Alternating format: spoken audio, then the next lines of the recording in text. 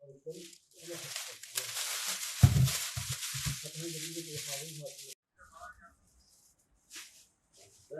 birazdan. Ben medreseye geçeceğim. Orada geçeceğim.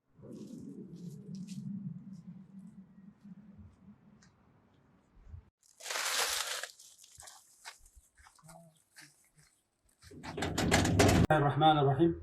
Biz Umut Kervanı olarak Allah'a hamdolsun her ay olduğu gibi biz rutin yardımlarımızı yapıyoruz.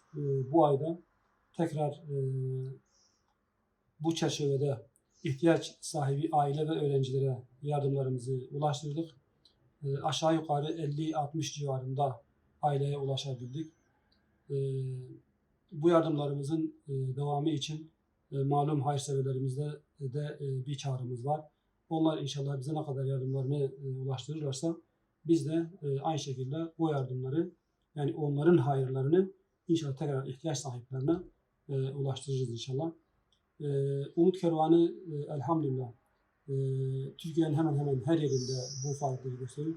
Biz de Konya'da bu faaliyetlerimizi her ay düzenli bir şekilde yapıyoruz. Allah-u Teala sebep olanlardan razı olsun. Allah-u Teala ihtiyaç sahiplerimizi de o bir an önce o ihtiyaç sahipliğinden, yani fakirlikten kurtarsın inşallah.